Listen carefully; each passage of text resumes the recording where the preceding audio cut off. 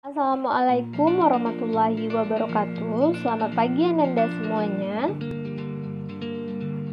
Semoga Ananda sekalian dalam keadaan sehat walafiat dan selalu dalam lindungan Allah Subhanahu wa taala. Dan tidak bosan Ibu untuk mengingatkan agar Ananda tetap di rumah, kemudian menjaga kesehatannya dan selalu menggunakan atau mematuhi protokol kesehatan. Baiklah, kita masuk kepada pembelajaran kita hari ini, yaitu mengenai KD 3.7 Daftar Urut Kepangkatan Pegawai.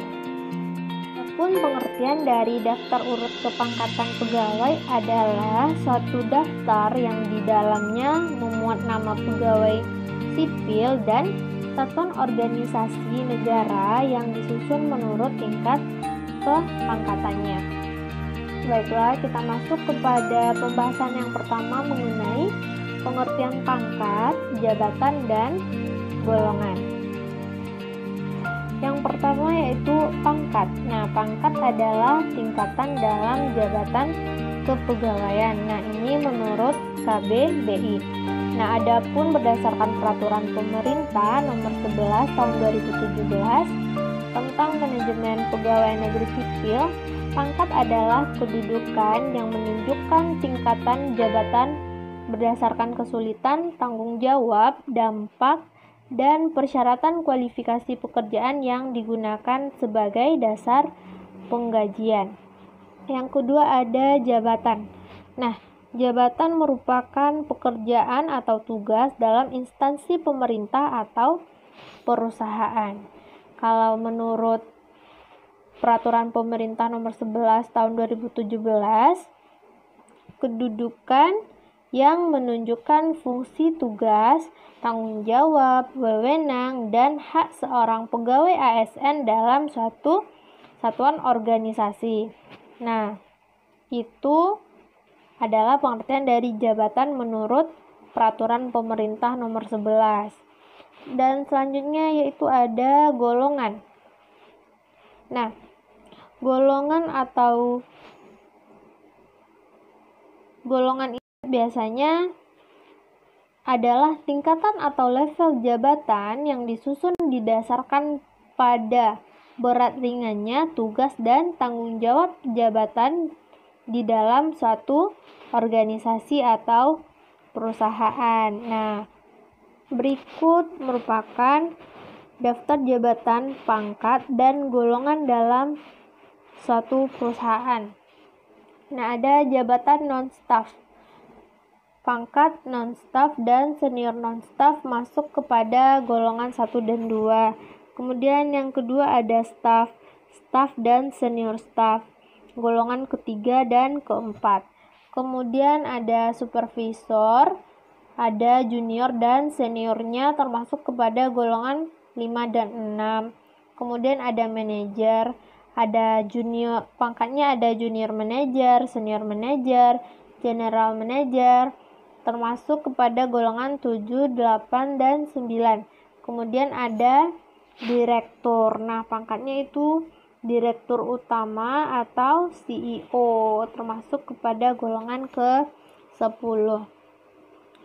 Ada susunan pangkat dan golongan sesuai dengan peraturan pemerintah nomor 12 tahun 2002. Ada pangkat juru muda termasuk kepada golongan 1A.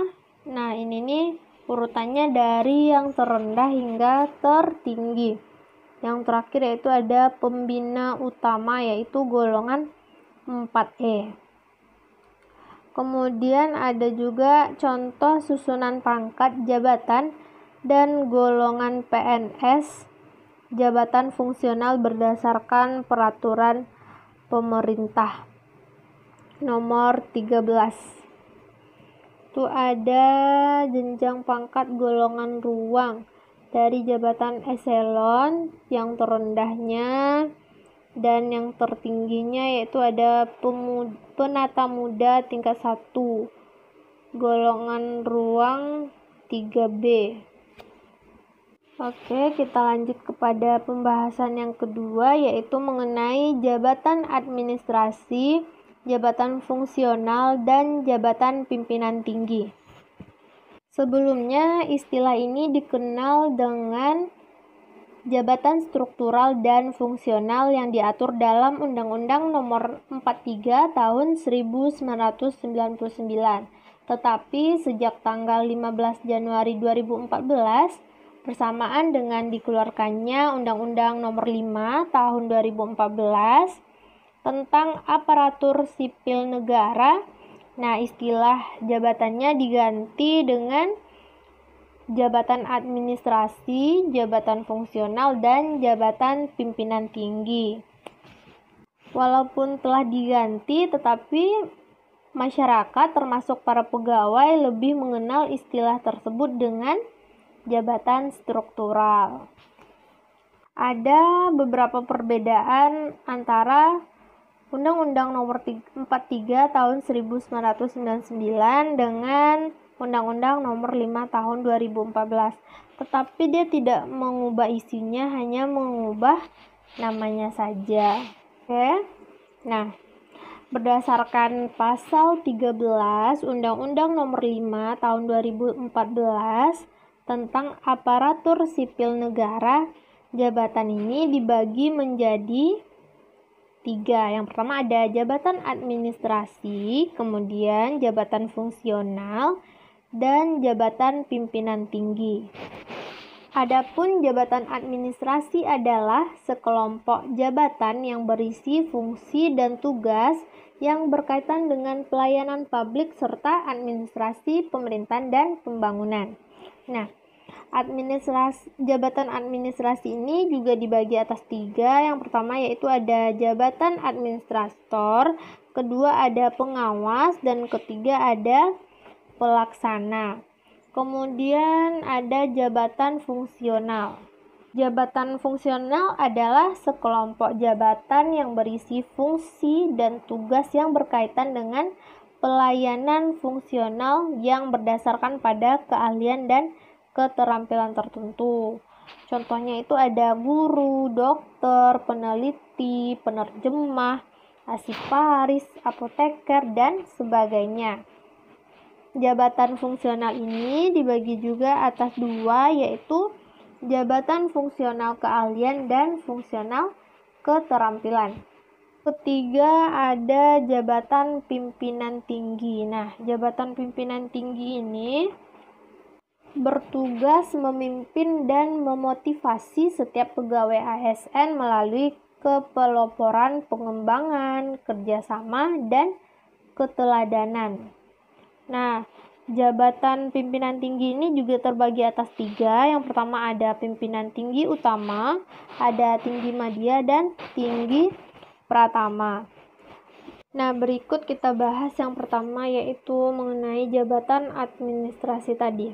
Nah, jabatan administrasi ini tadi ada jabatan administrator. Nah, jabatan administrator ini adalah jabatan yang tugasnya memimpin kegiatan pelayanan publik serta administrasi pemerintahan dan pembangunan.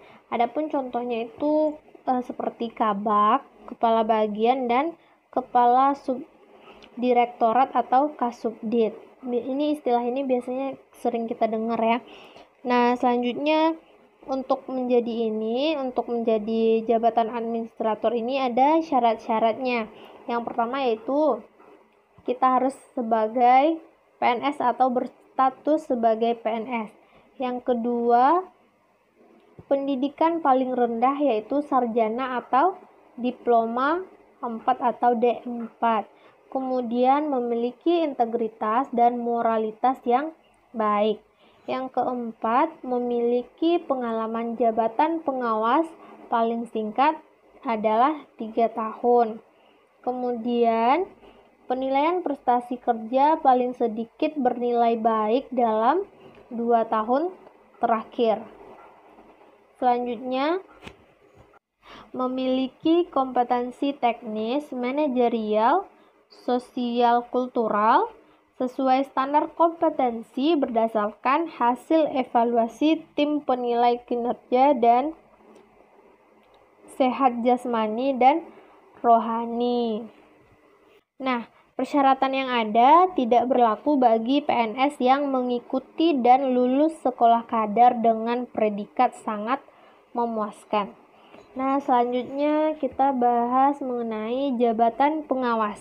Nah, jabatan pengawas merupakan jabatan yang ditugaskan mengendalikan pelaksanaan kegiatan yang dilaksanakan oleh pejabat pelaksana. Nah, adapun contohnya sama ya, seperti kasub bagian atau kepala subbagian atau kasubag dan kepala. Untuk dapat diangkat dalam jabatan pengawas ini ada juga beberapa syarat. Yang pertama yaitu harus berstatus sebagai PNS. Nah, yang kedua memiliki kualifikasi pendidikan paling rendah yaitu D3. Kemudian memiliki pengalaman dalam jabatan pelaksana 4 tahun. Dan syarat-syarat selanjutnya sama dengan syarat-syarat sebelumnya. Selanjutnya kita masuk kepada jabatan pelaksana. Nah, jabatan pelaksana adalah jabatan yang tugasnya melaksanakan kegiatan pelayanan publik serta administrasi pemerintahan dan pembangunan. Contohnya itu adalah penganalisis dan pengadministrasi. Nah, untuk menjadi atau dapat diangkat dalam jabatan pengawas ini diperlukan syarat-syarat, yaitu yang pertama yaitu berstatus PNS. Itu udah pasti ya. Yang kedua, kualifikasi pendidikan paling rendah sekolah lanjutan tingkat atas atau setara. Maksudnya itu atau yang setara gitu. Kemudian telah mengikuti dan lulus pelatihan yang berkaitan dengan bidang tugas atau lulus diklat terintegrasi. Kemudian yang pasti sehat jasmani dan rohaninya. Dan beberapa syarat-syaratnya itu ada yang sama dari syarat yang menjadi jabatan administrator, kemudian pengawas dan pelaksana. Ini ada beberapa syarat yang sama. Kemudian kita masuk kepada pembahasan kedua yaitu jabatan fungsional atau JS gitu ya. Nah, jabatan fungsional ini tadi juga sudah Ibu jelaskan, yaitu sekelompok jabatan yang berisi fungsi dan tugas yang berkaitan dengan pelayanan fungsional. Nah, jabatan fungsional ini dibagi atas 2 ya. Nah, yang pertama yaitu kita bahas jabatan fungsional keahlian. Nah, pada jabatan fungsional keahlian ini dibagi lagi atas 4. Yang pertama yaitu ada ahli utama, yang kedua ahli madya, yang ketiga ahli muda, dan yang keempat itu ada ahli pratama. Kalau yang ahli utama itu tingkat tertinggi, yang madya itu tingkat tinggi, yang ahli madya tingkat lanjutan, dan yang keempat ahli pratama yaitu melaksanakan tugas dan fungsi utama yang mensyaratkan kualifikasi profesional tingkat dasar. Nah, untuk dapat diangkat dalam jabatan fungsional keahlian ini juga diperlukan beberapa syarat. Yang paling utama ialah harus berstatus sebagai PNS. Nah, yang kedua yaitu sehat jasmani dan rohani. Yang ketiga, pendidikan paling rendah S1 atau D4 atau diploma 4. Yang keempat yaitu memiliki pengalaman pada bidang jabatan fungsional paling singkat 2 tahun.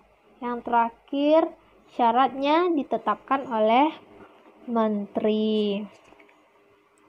Kemudian pengangkatan PNS ke dalam jabatan fungsional dapat dilakukan melalui hal-hal berikut. Yang pertama yaitu pengangkatan pertama dengan syarat. Kemudian ada perpindahan dari jabatan lain juga dengan syarat. Nah, adapun ini syaratnya itu memiliki integritas moralitas yang baik, sehat jasmani dan rohani. Kemudian ijazah paling rendah itu D4. Kemudian mengikuti dan lulus uji kompetensi teknis, kompetensi manajerial, sosial kultural, dan standar kompetensi yang telah disusun. Kemudian memiliki pengalaman dan pelaksanaan di bidang JF 2 tahun sama ya. Terus nilai prestasi kerja paling sedikit dalam 2 tahun terakhir yaitu bernilai baik.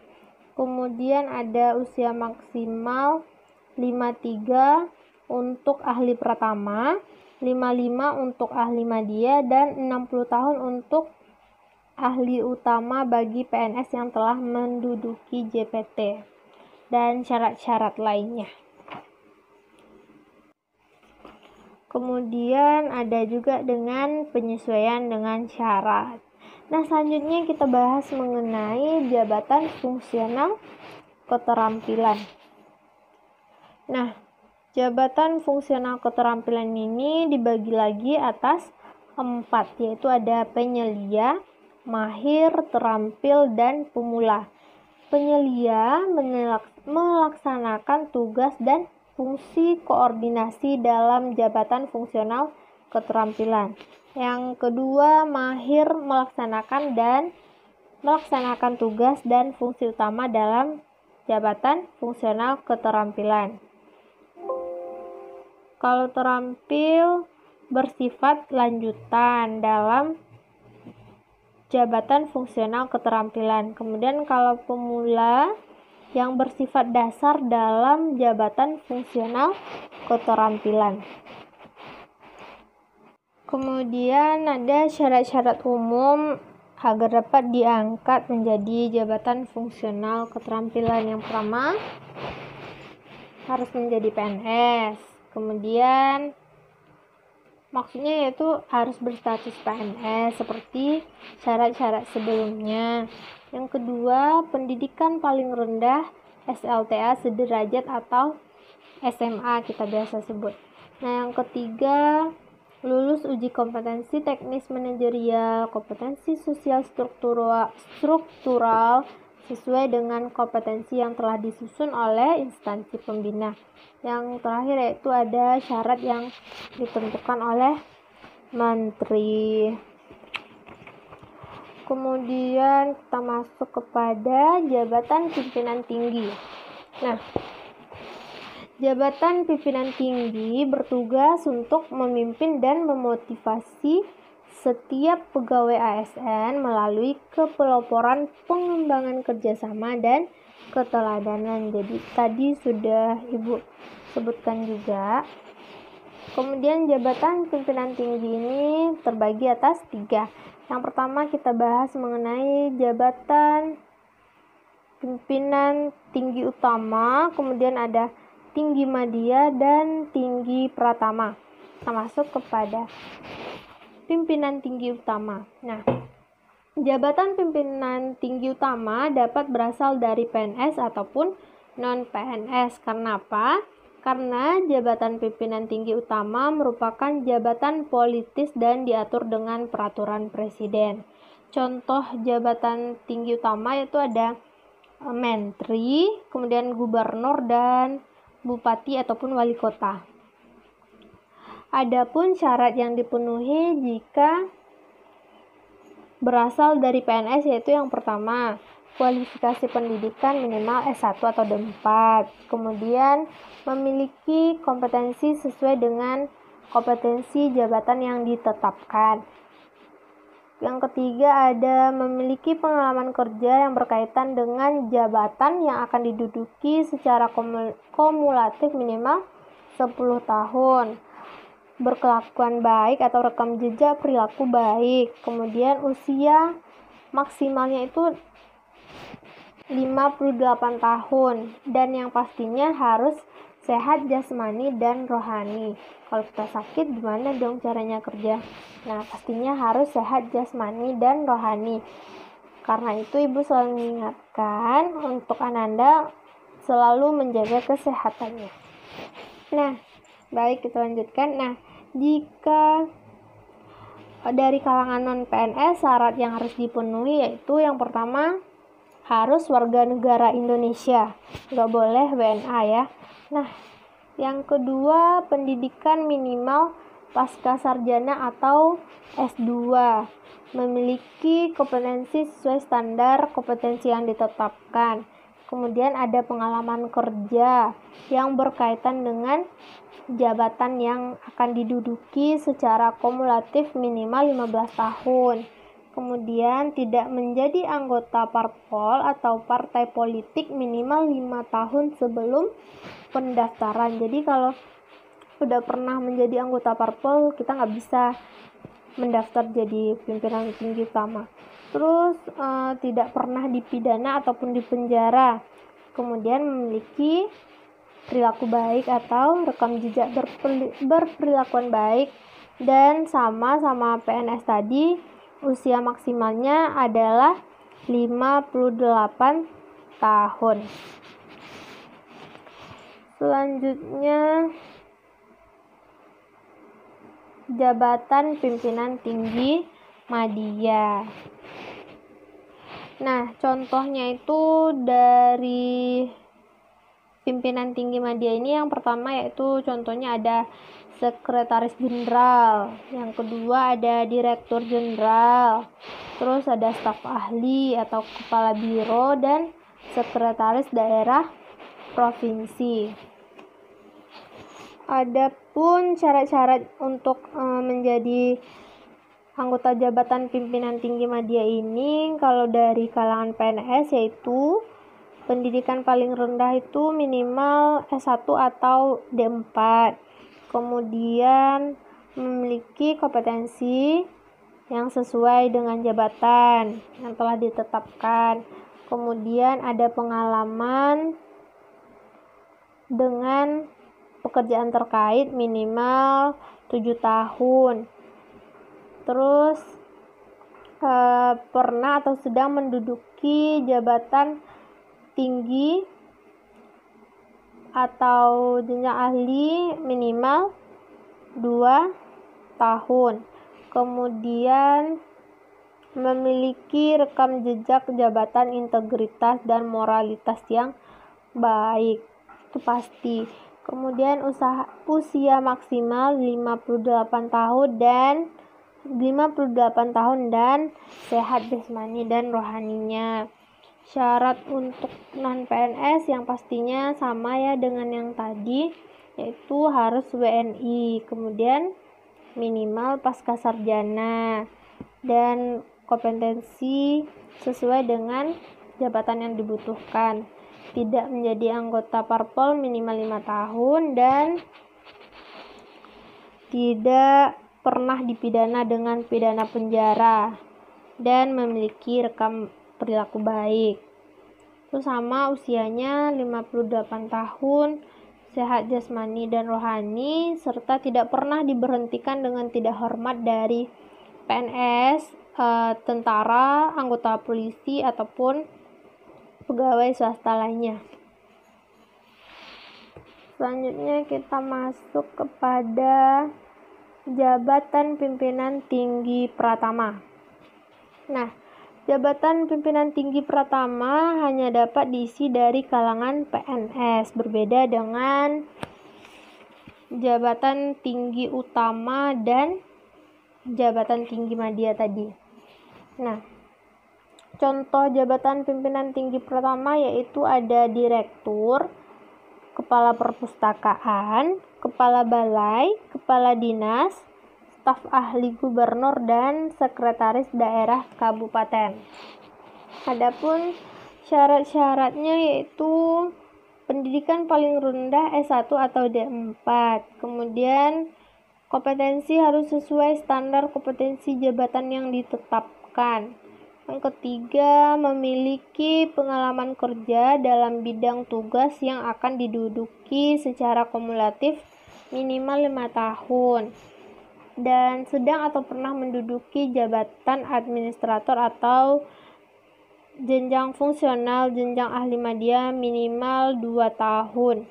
Kemudian memiliki rekam jejak berperilaku baik, sama ya sama nih syaratnya semua. Usia maksimal 56 tahun. Nah, ini beda. Yang sebelumnya 58 tahun, kalau ini usia maksimalnya 56. Kemudian yang pasti sehat jasmani dan rohani.